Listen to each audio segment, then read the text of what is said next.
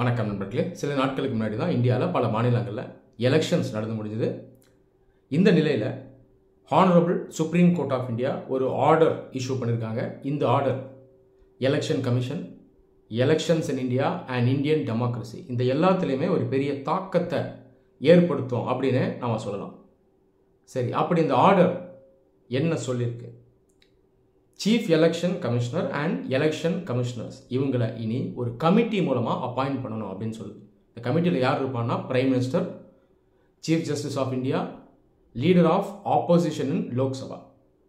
இதுக்கு முன்னாடி இந்த ப்ராசஸ் எப்படி இருந்ததுன்னா, பிரைம் மினிஸ்டர் அவருக்கு கீழே இருக்கக்கூடிய கவுன்சில் ஆஃப் மினிஸ்டர்ஸ் இவங்க சேர்ந்து அட்வைஸ் பண்ணுவாங்க.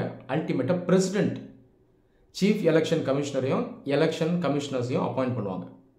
சிம்பிளாக சொல்லணும்னா, சிபிஐ டைரக்டர் எப்படி அப்பாயிண்ட் பண்ணுறாங்களோ அதே மாதிரி ஒரு கமிட்டியை வச்சு இனி எலெக்ஷன் கமிஷனில் இருக்கக்கூடிய இந்த அதிகாரிகளை அப்பாயிண்ட் பண்ண போகிறாங்க.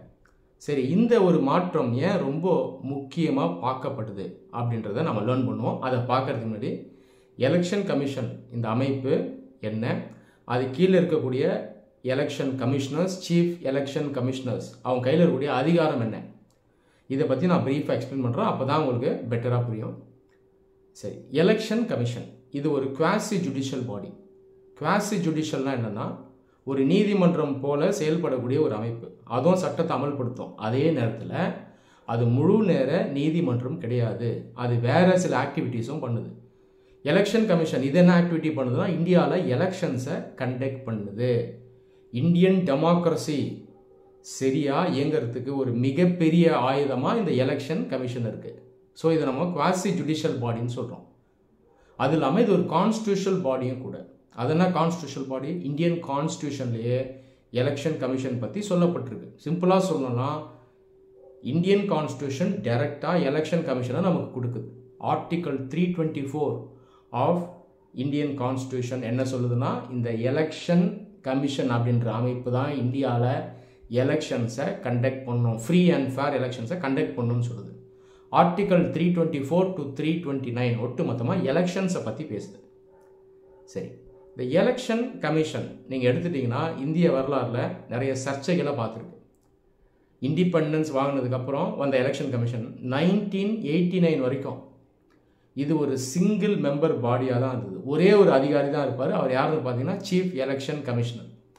அதுக்கப்புறம் இந்த ஸ்ட்ரக்சர் மாற்றப்படுது. காங்கிரஸ் அரசு என்ன பண்ணுறாங்கன்னா, அதை 3 மெம்பர் பாடி ஆக்குறாங்க. சீஃப் எலெக்ஷன் கமிஷனர் இல்லாமல் அவருக்கு கீழே 2 எலெக்ஷன் கமிஷனர்ஸை கொண்டு வராங்க. இதனுடைய முக்கிய காரணம் என்னன்னு பார்த்தீங்கன்னா, டெசிஷன் எடுக்கிறவர் ஒரே ஆளாக இருக்கக்கூடாது, 3 பேராக இருக்கணும், மெஜாரிட்டி பேசிஸில் டெசிஷன் எடுக்கப்படணும் அப்படிங்கிறது தான். இதில் அரசியல் காரணமும் ஹெவியாக இருந்தது. அதுக்கப்புறம் மறுபடியும் இதை சிங்கிள் மெம்பர் பாடியாக ஆக்குறாங்க. 1990 விபி சிங் கவர்மெண்ட் கீழே இது நடக்குது, நேஷனல் ஃப்ரண்ட் கவர்மெண்ட். அந்த நேரத்தில் தான் டிஎன் சேஷன் சீஃப் எலெக்ஷன் கமிஷனராக வரார். ரொம்ப தைரியமாக செயல்பட்ட ஒரு அதிகாரி அவர். அதுக்கப்புறம் 1991 ஒரு சட்டத்தை கொண்டு வராங்க. Election commission, election commissioners conditions of service 1991 அப்படின்ற சட்டம். இந்த சட்டம் என்ன சொல்லுதுன்னா, அவங்க எவ்வளோ நாள் அதிகாரத்தில் இருக்கலாம் இதெல்லாம் அது சொல்லுது. சிஇசி அண்ட் இசி இவங்களுடைய டென்யூர் 6 years அப்படின்னு இந்த சட்டம் சொல்லுது. அதுக்கப்புறம் மறுபடியும் ஆட்சிக்கு வர காங்கிரஸ் கவர்மெண்ட் என்ன பண்ணுறாங்கன்னா, இந்த எலெக்ஷன் கமிஷனை மறுபடியும் 3 மெம்பர் பாடியாக ஆக்குறாங்க. இதில் ஒத்து கவனிச்சிங்கன்னா 1991 சட்டம் என்ன சொல்லுதுன்னா, சீஃப் எலெக்ஷன் கமிஷனர் அந்த அதிகாரி இருக்கார் இல்லையா, அவருடைய ஸ்டேட்டஸ் பார்த்தீங்கன்னா சுப்ரீம் கோர்ட் ஜட்ஜுக்கு ஈக்குவலானது. அவர் ரிட்டையர் ஆகக்கூடிய ஏஜ் 65. அதுக்கப்புறம் 1993 மறுபடியும் அதை 3 மெம்பர் பாடி ஆக்குறாங்க. அப்போ அந்த சட்டத்தை மாற்றுறாங்க. இப்போ அந்த சட்டம் எப்படி மாற்றி அமைக்கப்படுதுன்னா, சீஃப் எலெக்ஷன் கமிஷனர் மாதிரியே கூட இருக்கக்கூடிய 2 எலெக்ஷன் கமிஷனர்ஸ் அவங்களும் இனி சுப்ரீம் கோர்ட் ஜட்ஜுக்கு ஈக்குவலானவங்க. அவங்களுடைய ரிட்டையர்மெண்ட் ஏஜும் 65. 3 பேருடைய ரிட்டையர்மெண்ட் ஏஜும் 65 years அப்படின்னு எடுத்துகிட்டு வரப்படுது. அந்த காலகட்டத்திலிருந்து இன்னைக்கு வரைக்கும் எலெக்ஷன் கமிஷன் ஒரு 3 மெம்பர் பாடியாக தான் இருக்குது. இந்த கமிஷனர்ஸை எப்படி ரிமூவ் பண்ணுவாங்க அப்படின்னு பார்த்தீங்கன்னா, சுப்ரீம் கோர்ட் ஜட்ஜை எப்படி ரிமூவ் பண்ணுறாங்களோ அதே ப்ரொசீஜர் தான். பார்லிமெண்ட் தான் அவங்களை இம்பீச் பண்ணுவாங்க. அவங்க இன்வெஸ்டிகேட் பண்ணி அவர் தவறு செஞ்சுருக்காரா இல்லையா அப்படின்றத ஐடென்டிஃபை பண்ணி அவங்க வாக்களித்து அவங்க அவரை நீக்குவாங்க.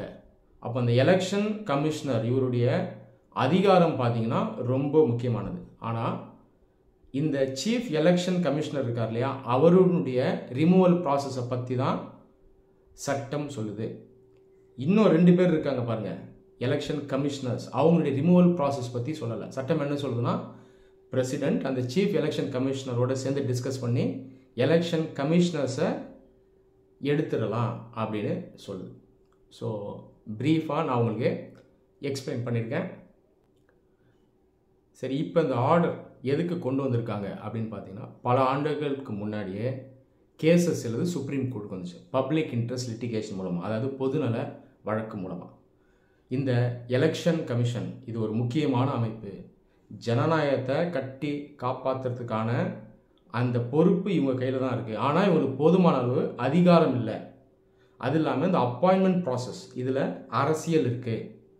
அதனால் அப்பாயிண்ட் பண்ணக்கூடிய அந்த எலெக்ஷன் கமிஷனர்ஸ்னால் தைரியமாக சின்சியராக செயல்பட முடியல. இந்த அடிப்படையில் வழக்குகள் வந்துச்சு. இதெல்லாம் சுப்ரீம் கோர்ட் இதுக்கு முன்னாடியே ஹியர் பண்ணியிருக்கு. ஆனால் இப்போ தான் இந்த ஆர்டரை கொடுத்துருக்காங்க. நீங்கள் ஒத்து கவனிச்சிங்கன்னா, பல நேரத்தில் எலெக்ஷன் கமிஷனர்ஸை அப்பாயிண்ட் பண்ணும் பொழுது அவங்களுடைய டென்யூர் பார்த்தீங்கன்னா 1 வருஷம் 2 வருஷம் இல்லை 2.5 வருஷம் தான் அவங்க சர்வ் பண்ணுற மாதிரி இருக்கும். டென்யூர் 6 வருஷம், ரிட்டையர்மெண்ட் ஏஜ் 65. ஆனால் நிறைய பேர் அப்பாயிண்ட் ஆகி ஒரு 2 வருஷத்துல ரிட்டையர் ஆகிற மாதிரி தான் அவங்க அப்பாயிண்ட் பண்ணப்படுறாங்க. அப்போது அவங்களால பல ஆண்டுகள் எலெக்ஷன் கமிஷனில் வேலை செய்ய முடியல. அது இல்லாமல் prime minister and council of ministers இவங்களோட அட்வைஸில் இந்த நபர்கள் செலக்ட் ஆகிறதுனால பல நேரங்களில் அரசியல் சார்பு நிலை எடுக்கிறதும் நம்மளால் பார்க்க முடியுது. இந்த அதிகாரிகள் டைரெக்டாக ஆளுங்கட்சிக்கோ அல்லது ஒரு ஐடியாலஜிக்கோ நேரடியாக சப்போர்ட் பண்ணனா கூட அவங்க மேலே ஒரு விதமான அழுத்தம் இருக்குது. அதனால் அவங்க பயாஸோடு செயல்படக்கூடிய ஒரு நிலையை நம்மளால் கவனிக்க முடியுது. டெமோக்ரஸியில் இருக்கக்கூடிய ஒரு மிகப்பெரிய ஒரு டூல் இந்த எலெக்ஷன் தான். தங்களை யார் ரெப்ரசன்ட் பண்ணணும் அப்படின்றத எலெக்ஷன் மூலமாக தான் மக்கள் டிசைட் பண்ணுறாங்க. அப்போ அந்த எலெக்ஷன்ஸ் வந்து ஃப்ரீயாக ஃபேராக நடக்கணும்.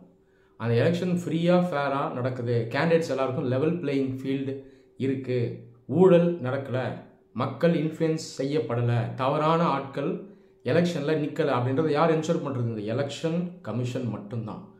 அப்போ இப்படி இருக்கக்கூடிய ஒரு அமைப்புக்கு இண்டிபெண்டன்ஸ் தேவை, அதிகாரம் அதுக்கு தேவை. அதை யாரும் இன்ஃப்ளூயன்ஸ் செய்யக்கூடாது. அப்படி ஒரு அமைப்பாக இருந்தால் மட்டும்தான் அதனுடைய டியூட்டியை அது ப்ராப்பராக டிஸ்சார்ஜ் பண்ண முடியும்.